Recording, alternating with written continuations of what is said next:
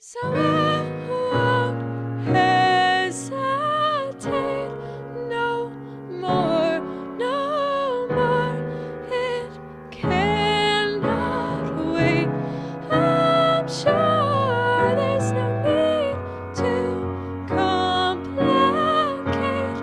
Our time is short. This is our fate. I'm yours.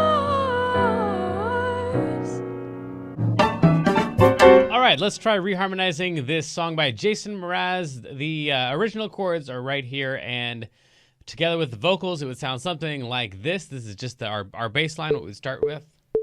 So I won't hesitate no more, no more. It cannot wait. I'm sure there's no need to complicate. Our time is short. This is our fate. I'm yours. So those are the original chords, and then we've got a few different ways to look at this. If you go to learnpianolive.com/reharm, you will have your three wheels here. One is melody-based reharmonization, one is bassline-based, and the other one is based on chords. So let's start with the melody here.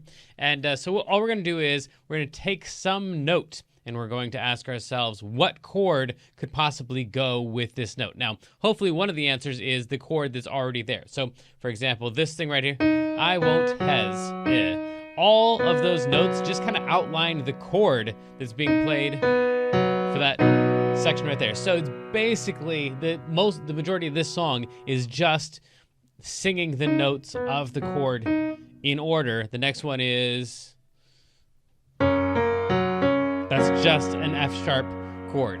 So this is going to be interesting because the melodies obviously heavily reliant on the chords that already exist. But the one that came up with here was the chart came up with was change the chord quality where the melody is not on the 3. So the melody is on the 3 for all of these. I won't hesitate no more. No, we got the 3s on all of those. The 3 just being the middle note of the chord. In a B chord, this would be the 3. Okay, so starts right on the 3. So we can't change the chord quality of the B from a B major to a B minor because we got the melody right there on the 3. Then we got the 3 of that chord right there. Then the 3 of the chord right on the beginning of that. Now on this one right here,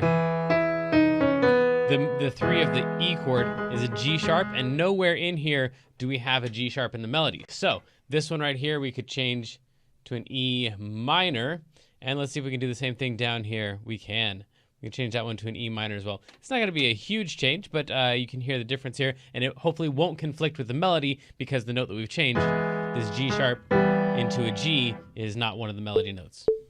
So I won't hesitate no more, no more. It cannot wait. I'm sure there's no need to complicate. Our time is short. This is our fate. I'm yours. okay, I was thinking I had too much there.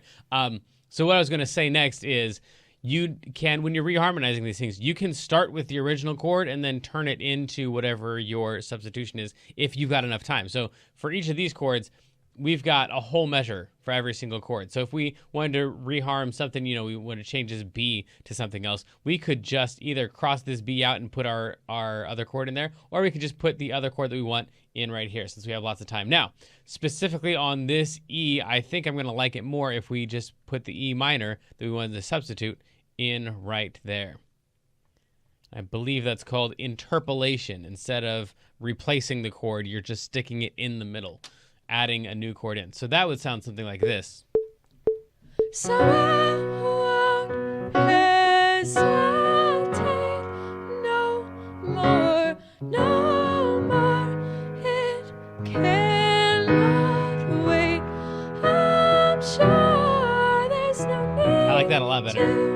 Complicate our time is short. This is our fate. I'm yours. Cool. So then that's that one. Let's do one more of these where we use our reharm chart. Okay, so this is actually a lot of fun, but kind of crazy. Here's the idea. For any note, I'm just going to pick a random note here, a C. There is a chord where C is the root and C is in the melody. That would be a C chord. A C is inside a C chord. However, a C is also in a B chord. For example, a B7 flat 9. It's also in a B flat chord as the 9. It's also in an A minor chord. So you can have your root be any root, and there is a chord where that melody will fit in. So that's kind of the idea behind this chart, is if you had a C as your melody, it could function as a 1 of a C chord, or the flat 9 of a B7 flat 9, or it is found inside of any of these chords right there. So that's kind of the idea, is you just take your melody note and you've got lots of different options of chords that you could play that would include that. That doesn't mean that those are going to sound good. Most of them are going to sound absolutely wretched, but they're different things that you could try. So we'll take, let's take this one right here. We got a C sharp, an A sharp, and an F sharp. Man. Okay, so let's try to find maybe a, let's put a chord in right here. And I'd like to find a chord that we have an F sharp and a C sharp in, but we'll see if there's anything like that. F sharp and a C sharp. So we're looking at this column right here. That's the F sharp. And then the C sharp is right here. Now I'd love to have some kind of chord where those, there's some overlap. Now I'm gonna know for sure that we could play a D right here. The C sharp would be the major 7 of a D major 7, and also the F sharp would be the 3 of a D major 7. So we've got a chord here that's gonna include both the F sharp and the C sharp. If we just stuck that one in over here, we could go D major 7. This is probably gonna sound super weird, but there's only one way to find out for sure. So I won't hesitate no more, no more. It cannot wait.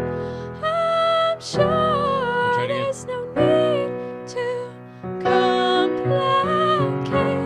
Our time is short. This is our fate. I'm yours. Whatever. I don't really like it, but it kind of works-ish. Let's do one more of these. A G sharp and a B. We want to stick something right in here. This is going to have both a G sharp and a B, so both of these melody notes will fit in. And so we want these two notes right here. And for example, G sharp would be this column right here, and B would be this column right here. And we're looking for any chord where that there's overlap there. This A major 7 chord, again, the G sharp would be the major 7, and the B would be the 9 of an A major 7. This is gonna be really, really, really weird. Okay, so we're gonna play an A major 7 right there to include both of those. This really requires a lot more experimentation than we could possibly have time for in a single lesson, but you kind of get the idea here. You're just taking the melody note and saying, what chord could possibly go with this? Sometimes it's just one note of the melody, and in some cases, like this, where it's jumping around and the melody is specifically written on the chord tones, then you might need to find a chord like we're having to find where there's some overlap between the different melody notes. You can usually find a chord that will have at least two notes in it. I think that's true. Let's see what this thing sounds like. So I won't hesitate no more, no more. It can't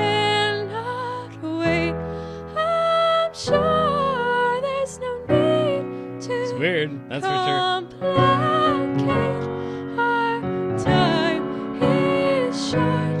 This is our fate. I'm yours. All right, so we'll leave it in there for right now, and I'm just playing these same 4 chords over and over because it's the same thing on the second half, and the melody's basically the same too. The lyrics are a little bit different. So that's melody-based reharmonization. Now let's talk about what we could do in the bass. So in the bass, we can use pedal tones. So usually the 1 of the key and the 5 of the key are going to be the strongest, the most frequently not bad sounding pedal tones. So in the case of B, we would just play a B in the bass for like a whole whatever, longer than the B chord is, either the whole song or half the song or a couple measures, or we could pedal the 5 of the key, which is F sharp. So if we pedal the B, it would sound like this. With these chords, it's gonna be interesting. So I won't hesitate no more, no more. It cannot wait.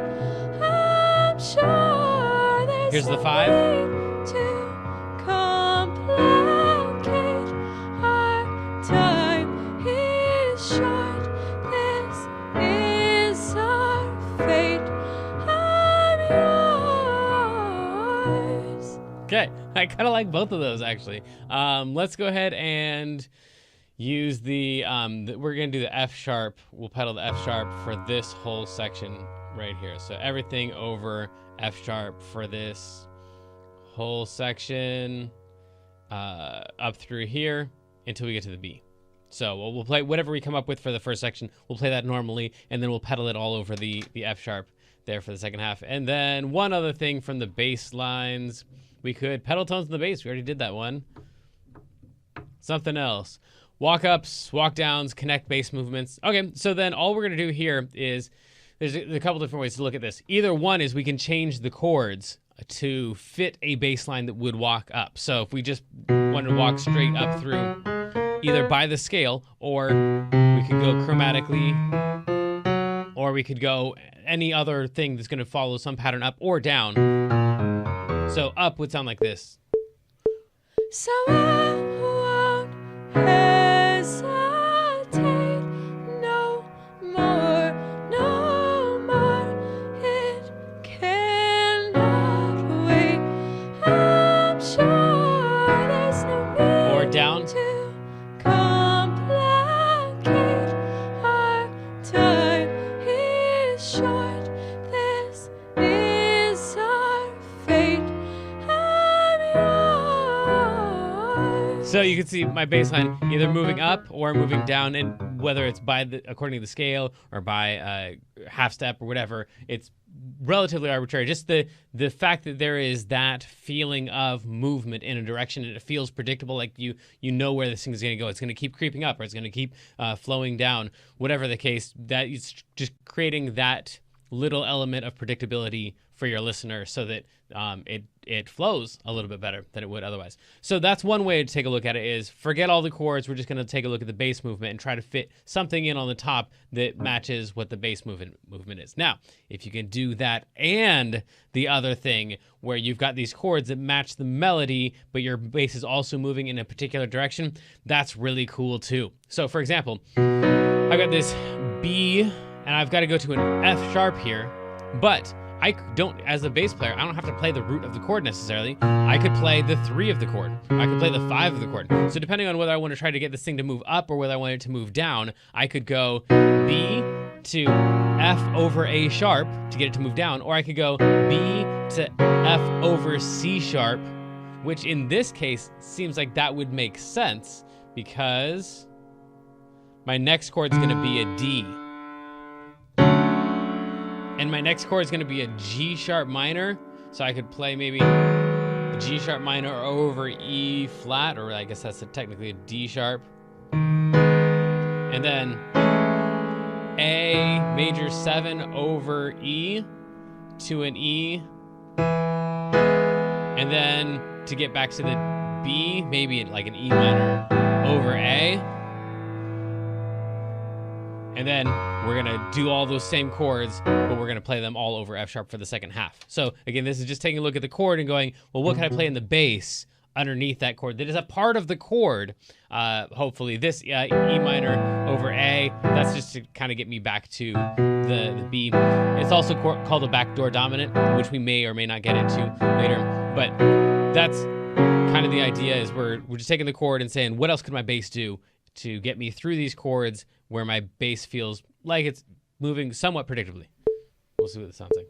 So I won't hesitate no more, no more. It cannot wait. I'm sure there's no need to complicate. Our time is short.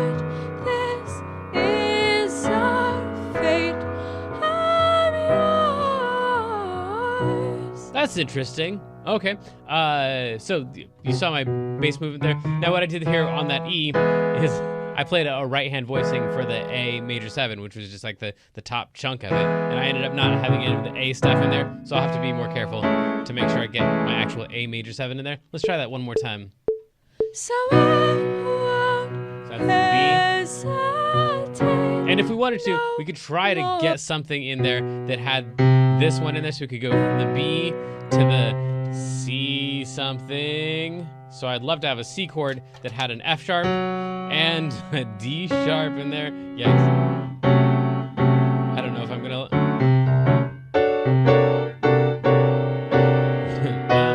Won't hesitate. I don't like that at all. Nope, I know. I like it from the bass perspective, going from the B to the C to the C sharp, but I just don't like any of the chords that would go in there, along with these notes. Having to sing an F sharp and a D sharp in there. Yeah. Yeah. Okay, so one more time, same thing that we had before. So I won't hesitate no more, no more. It cannot wait. I'm sure there's no need to complicate. Our time is short. This is our fate. I'm yours. All right, cool. So we got some stuff in there, and let's talk about a couple different chord ideas. I have some that I would really like to do, but exchanging relative majors and minors, we can do that one. So that's just where we're going to take every major chord has a relative minor, every minor chord has a relative major. That list is down here. Farther down here, every major chord would be listed here, and the relative minor would be these 6 right here. So these are all minor chords. So for example, this B chord that we have up here, this B could be, instead of a B, we'll come down here, that's a major chord. And here's our line right here. So that B major chord could instead be a G sharp minor chord. So we could play G sharp minor there instead if we wanted to. Well, let's try it. And again, you can either replace this chord, G sharp minor, or if you wanted to, we could take this G sharp minor and just put it next to it. So we could play the B to the G sharp minor to the F over C sharp. Now this does kind of wreck the whole thing that we just did with the bass line. So usually if you want to stick with the bass line, like we could have just quit the lesson when we had that last thing because it had a really nice bass movement, but we figured out this really cool bass movement for the chords that we had, and then we just changed the chords. So this is going to wreck all of that stuff. So I won't hesitate no more, no. Yeah, that's it. That's terrible. I won't. If we go the other direction though, let's just swap these. I'm going to put this one over here, put this one over here. So what we end up with is G sharp minor to a B. That way our bass movement still kind of resembles some of the stuff that we had before. It's still at least going in that direction. If we put in another, like a passing chord there, like an F sharp over A sharp, something like that. That's just one of the chords we had earlier somewhere. G sharp minor, F sharp over A sharp to B. Then our bass is now moving again. So this is only going to work for so long. For every single time we change a chord, we would have to like rejigger this left hand part in order to keep the bass moving in the direction that we want it to. It can be done, but it's probably not best when you just do things randomly like this, because then you wreck the plans that you just set out. Or, like I said, just leave it the way that it was a second ago. The second half is going to be all over F sharp, and let's do one more. Let's go with this E. This E right here could instead be, we'll take it, the E chord right here could instead be a C sharp minor. So back on up here, we can go C sharp minor. And then I don't know if we want to try going from the C sharp minor to the E, because we're already on an E. Yeah, let's do that. So we'll go from E to C sharp. It doesn't matter a whole lot at this point. E, C sharp. That way we have this bass movement going in the same direction. E, C sharp, A. And this might be the last step, because the bass, we kind of lucked out on this, that we got this bass movement that in the beginning when we did our substitution thing, we could get it to work in the direction we were going. And at the end, this thing kind of worked out too. So this might be our last time through.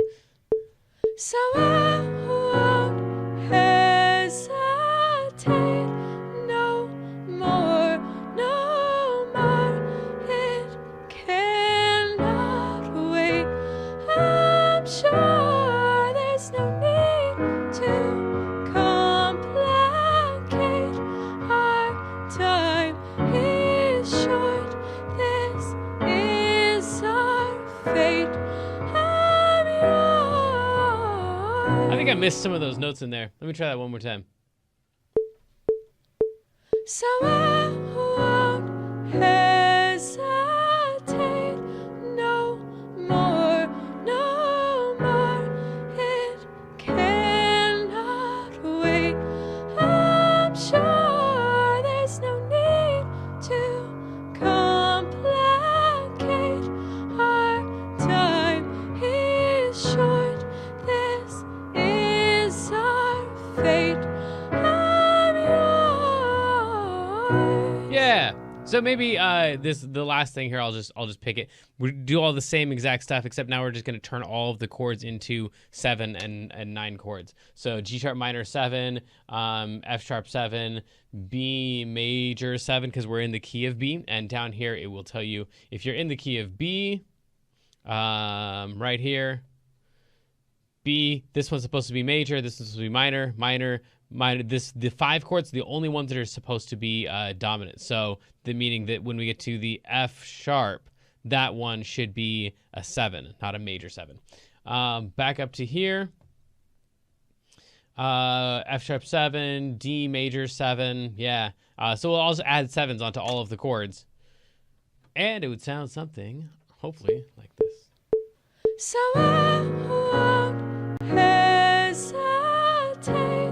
no more, no more. It cannot wait.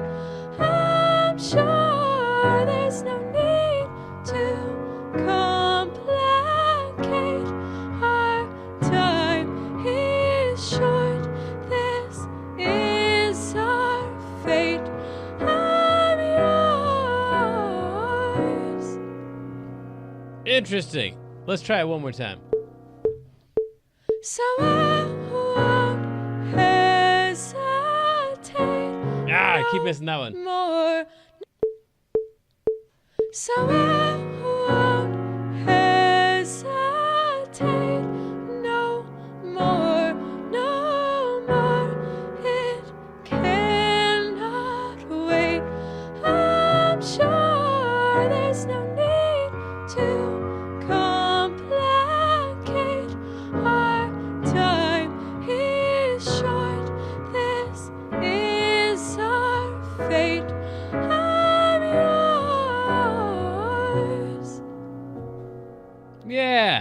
There's something in I don't know. I like the D major 7 in there. I like all of that, but then this E, it just sounds too plain. Like we had all these really cool, colorful chords.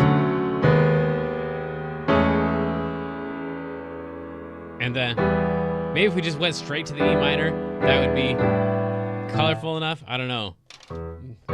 Or maybe the problem is that I went with that E minor and I should have gone straight to the C sharp minor.